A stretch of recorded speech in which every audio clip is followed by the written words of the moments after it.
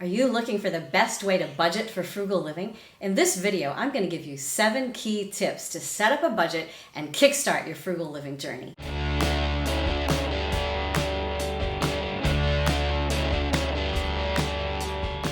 Welcome! I'm Amy, and here at Frugal Over 50, I give you tips and tools for frugal living, all personally tested by me. Now let's get right to it with this budget setting up thing.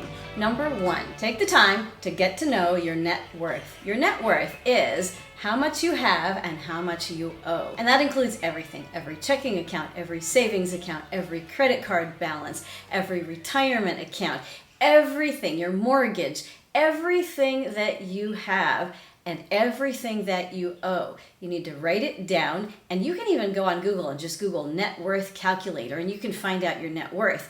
But I'm not talking about anything even that sophisticated. You can just get a piece of paper and a pencil and you can write down every single credit card that you owe on, every single checking account that you have, every single savings account that you have, every single retirement account that you have, every single investment account that you have, and add those up and compare how much you have with how much you owe, and that is your net worth. Make sure that you have your net worth in mind, because the next tip, number 2, is a mindset tip. Remember that money is finite. There's only a certain amount of money that you have right now. There's only a certain amount of money that is coming to you, and there's only a certain amount of money that you can send out into the world. Money is currency. The word means it's something that we exchange for goods or services or for investments or for speculations or for gambling or for anything. Money is used in lieu of me giving you 1 potato in exchange for a sack of flour, for instance. We use money because it helps us to get the things that we need in life. And it's finite. It's a finite resource that you must understand how much you have, how much you owe, and you must understand what's coming to you and what's going out. And for many of us, this is a scary thing to think about right now. And it may be hard. You may just want to metaphorically hide your head under a pillow and not think about this fact. But I do want you to understand that money is finite. Number 3. Now, to be fair, numbers 1 and 2 may take some time. You might not be able to sit down while you're watching this video and do both of these things, because number 1, where you're thinking about your net worth, may take some time to figure out and remember and go, oh yeah, there's this, oh yeah, there's that, and get all of your documentation in one place. And ideally, you can fit it all on one piece of paper. If you can't, it may be a little complicated. Number 2, the mindset of understanding that money is finite. This is something that has to sort of percolate into your brain if you haven't thought about it like this before. And I have mentioned it before, and some of you have said, this is great, I love this, so I'm saying it again. But these are things that take a little bit of time. Now here, number 3 is another one that's going to take a little bit of time, and that is establishing or revisiting your priorities. Your financial priorities and your life priorities should really line up. And you need to think about, what are your priorities right now? What are your priorities in the short-term future? What are your priorities in the medium term? And what are your priorities in the long term? I'm being very general because I expect that this will be something that you'll do right now. As you're thinking about this, priorities will pop to mind and you can jot them down. You'll think about it again tomorrow. You'll think about it again the next day. You'll think about it next year. You'll think about it every single day of your life, whether you want to or not. And the idea that our finances and our lives are separate is an idea that you need to get rid of as you set up your priorities. Your finances are there to help you achieve your priorities in life.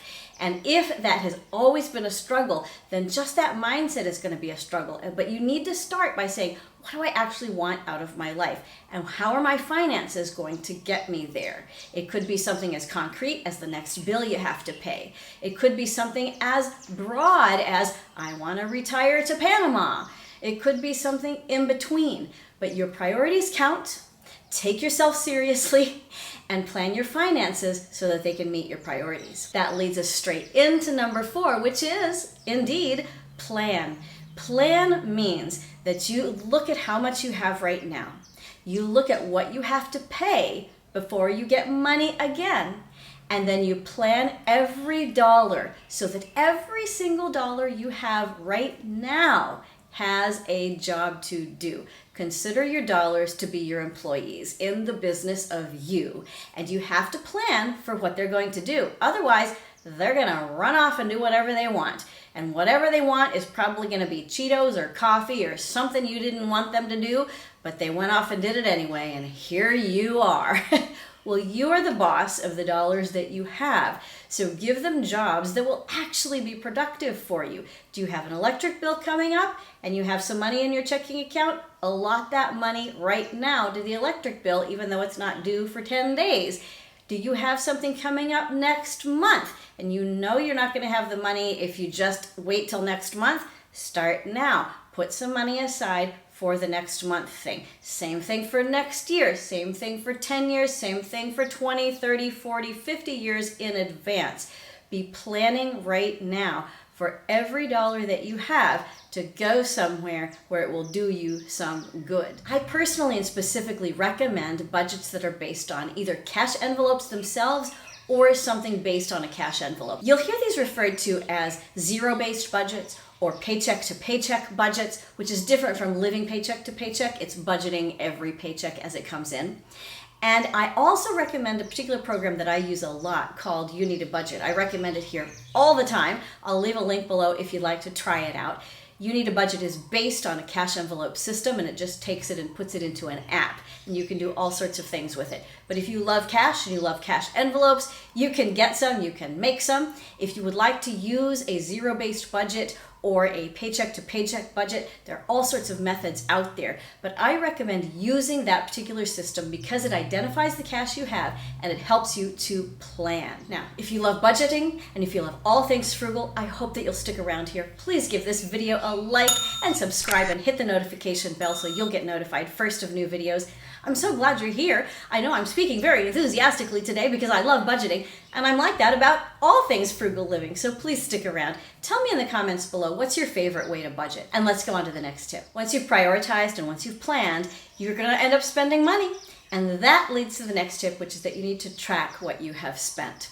Track it as you go so that you're not surprised. Track it just after you've spent it so that you can remember, oh yeah, I spent that. And even track before you go out and spend again, so you know how much you have left to spend before you get paid again. Tracking is crucial, and it's not punishing yourself, it's just supervising your employees. That's all you're doing. You're delegating responsibilities to your employees, your dollars, and then supervise them as they do their jobs. It's that simple, and you can do it. Number 6 is the one that a lot of people forget about, and that is to reevaluate. Reevaluating is so important because everything changes all the time. Of course, we're in the middle of a world situation where everything is indeed changing all the time. But even if it weren't this extreme, you know, you've lived enough life to know that everything changes all the time. And the plan you made yesterday needs to be altered today. That's not a problem. That's just life. So after you have set your priorities, after you have planned, and after you have tracked, sit down with yourself once a week or once a month and say, did that work? One of my favorite personal finance people, Jesse Meekum, is the founder of You Need a Budget, and he and his wife sit down together once a year and they do a budget that they call the Burn It All Down budget, where they look at every single thing in their lives and they decide, do we actually need that? Do we need that house? He says they even jokingly talk about whether they need all of their kids. So I love this way of thinking. Every so often, just look at everything and go, do I actually need this in my budget? Do I actually need this in my life? Be courageous enough to reevaluate and understand that life will change and it's okay for you to change with it. This leads to number 7, the most important tip of all. Expect challenges and keep going. You're gonna face obstacles, you're gonna face difficulties. If you come from a family that has many generations of poverty, and any success that you have has to go back to helping mom and auntie and grandma and grandpa, then you're going to face huge challenges because you're helping not only your generation, but the ones who came before and the ones who came after. If you come from a kind of family that was able to give you a little bit of financial solidity, you're still looking at challenges as you go forward. And we all live in a world of financial challenges right now. The financial challenges that we all face right now are unexpected. The future is unknown. We don't know what's coming next. But you know what? We never know what's coming next. And so our job is to constantly reevaluate, to face those challenges with as much courage and as much grace as we can muster, and to just keep going. Don't give up on your budget because your life is so different than you expected it to be a few months ago. Don't give up on your budget because you're facing so many generations of people who need your help. Don't give up on your budget because you lost your job. Don't give up on your budget because your kids need you more now than they ever did and you can't figure out how to work and have school. Don't give up on your budget. Your budget is there to help you. Set it up and change it up and face the challenges and keep going. You can do this. Now I want to thank you for those of you who have gotten this far in the video. I expect that you might want some more. So please go check out my 9 frugal tips video. I'll link it above and I'll link it below. I'll give you lots of great ways to save money starting right now. Would you like to budget? I hope that if you have a budget that you love, that this has inspired you to keep going.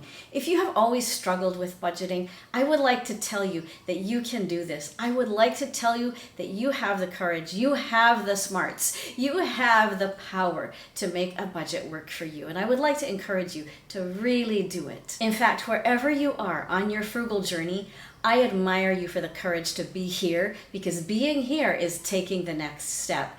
Take another one and another one and another one. And I want you to know that you are not alone, and I am so proud of you, and I can't wait to see you again soon. Bye-bye.